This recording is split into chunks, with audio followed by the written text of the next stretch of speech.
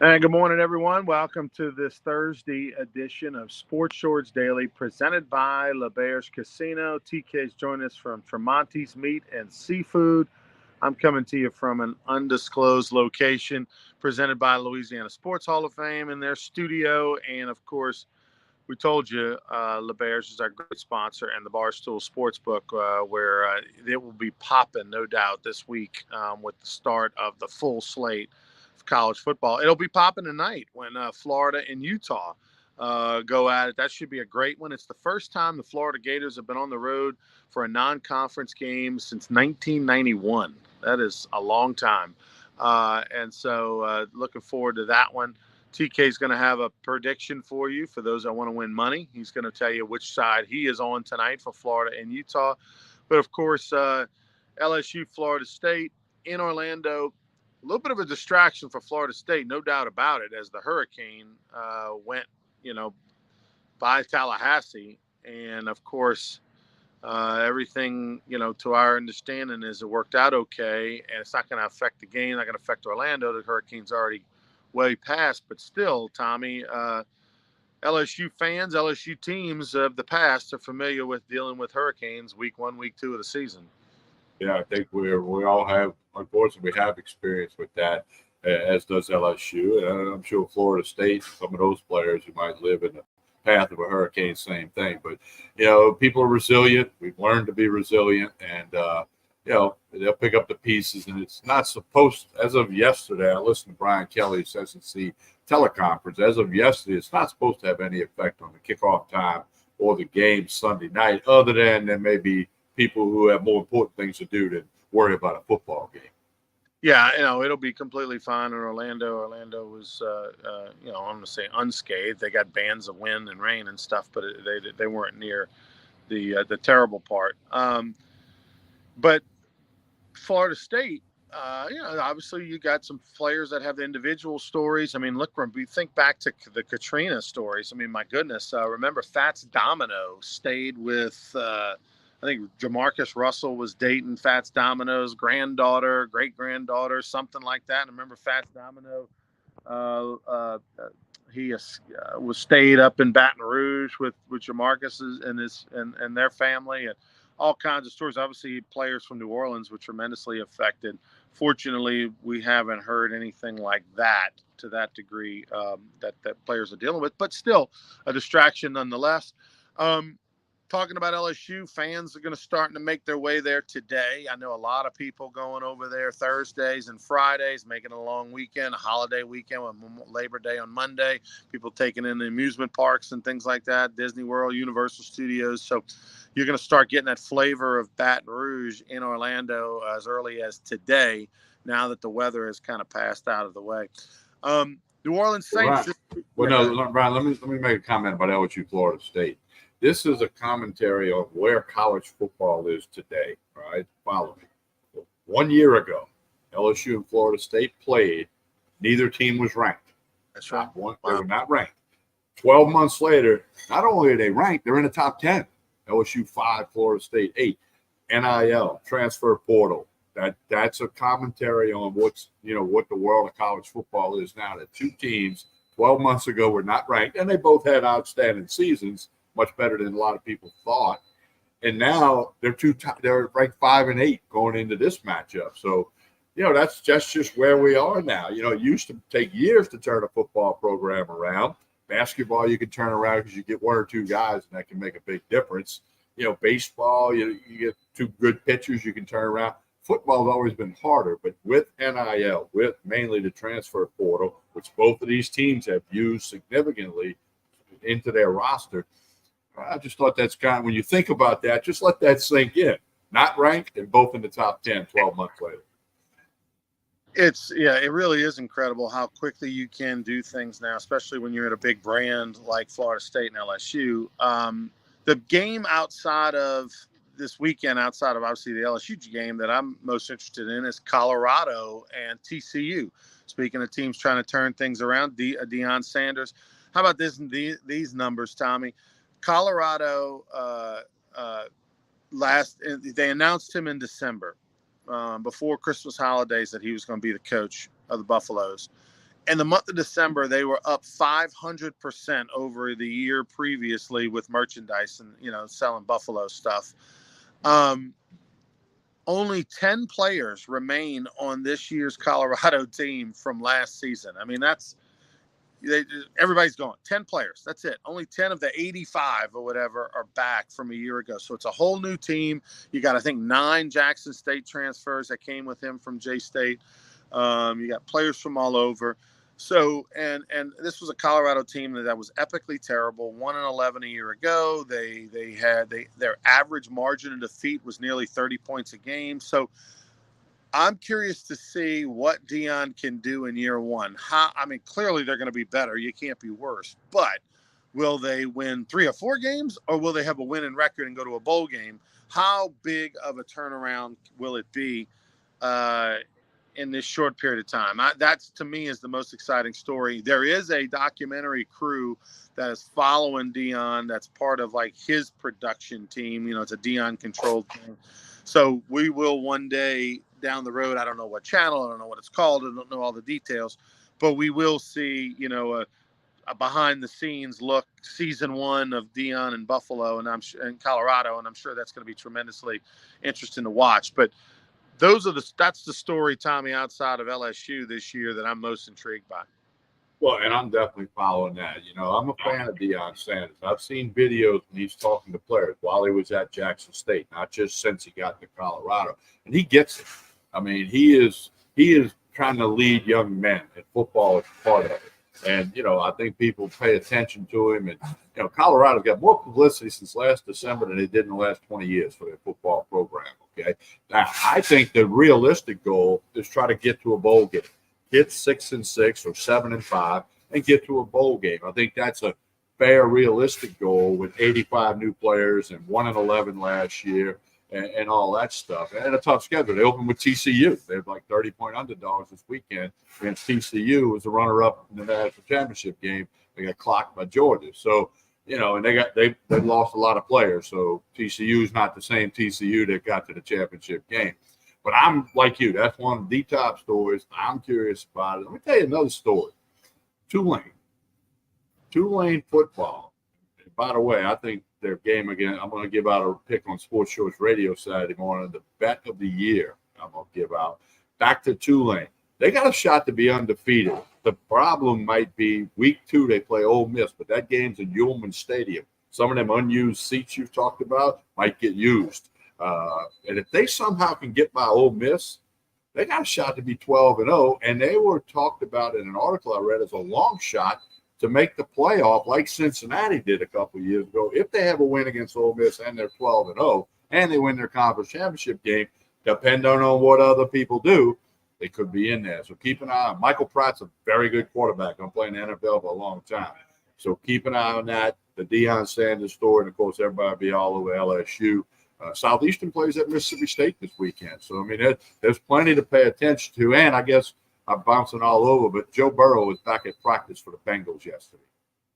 Great news there. Getting back to Tulane for a minute, the Tulane on paper, Tommy, should have a very good team. I mean, you talked about it with their schedule. Who knows? If they upset Ole Miss, they might have a chance to shock the world and go undefeated. That's what it looks like on paper.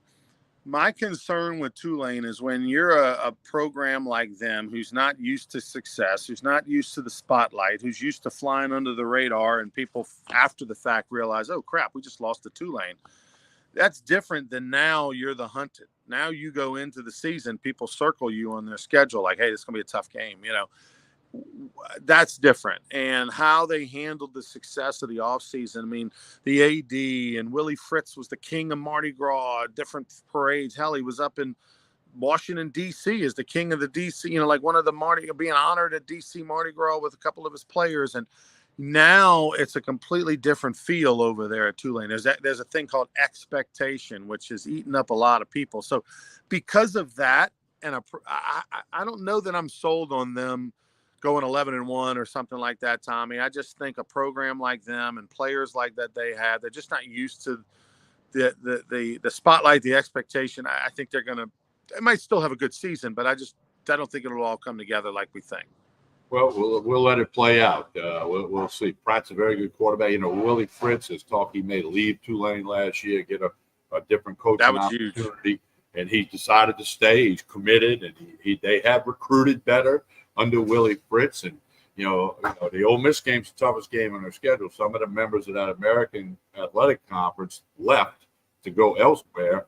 So that's a matter of that would help make that schedule a little bit softer when you get into that. So we'll see. That is just something I wanted to bring up because I've been keeping an eye on it. And, the people in New Orleans that I've talked to, really, really speak well of Willie Fritz, not just as a coach, but as a great guy. One of the more amazing stories, there's a couple of big stories this week. One is, and we'll get to Sam Burns making the Ryder Cup. Fantastic for him. First, one of only 3 Louisiana golfers to make a Ryder Cup team.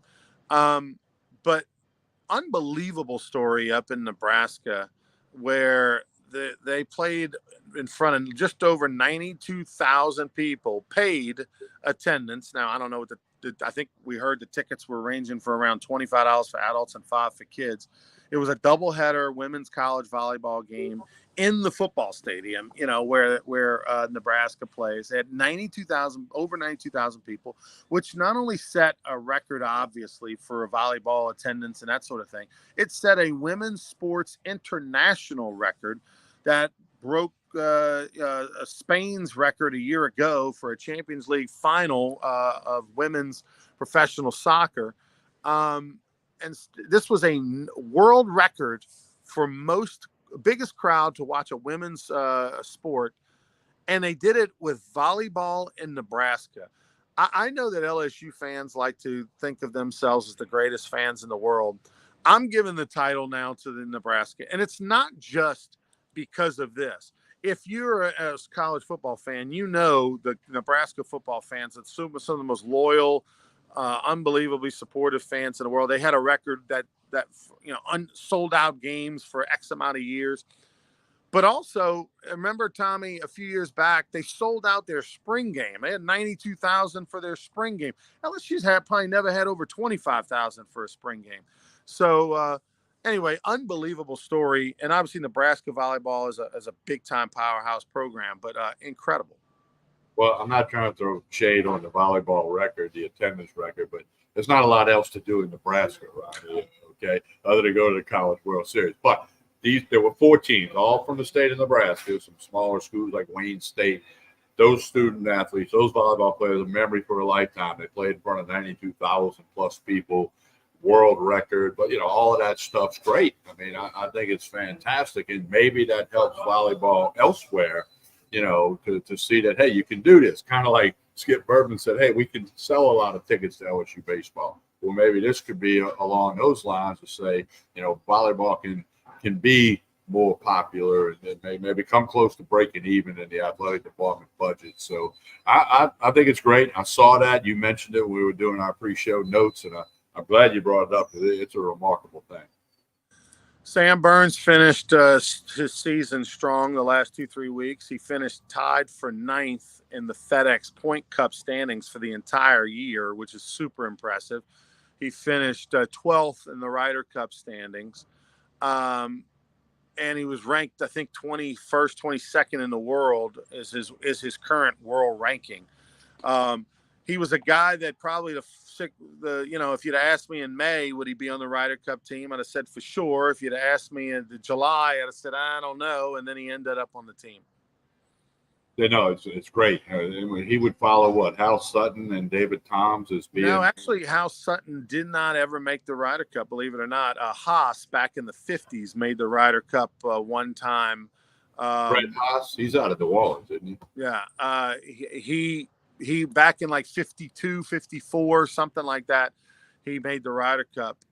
We got a comment. Your good friend Chris Dickenham says, you remember when Sam Burns ignored Casey McKenzie on hole number 6 at Augusta? That Chris is very true. Some shade on Casey. Well, and in Sam's defense, he was locked in and was the guy. The story is we were all standing there by the rope.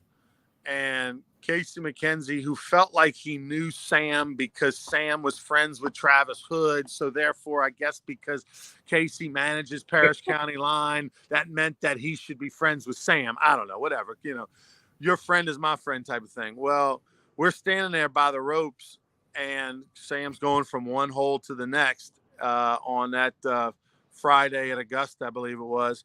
And anyway, yeah, Sam came by and like Casey gave him the old "Go Tigers," let's go, Sam, whatever. And Sam never looked up. He was head down, keeping focus, going from one hole to the other, and didn't give us anything. And well, I'm glad Chris brought that up because I'm a rib Casey about that when I see him in a couple of days.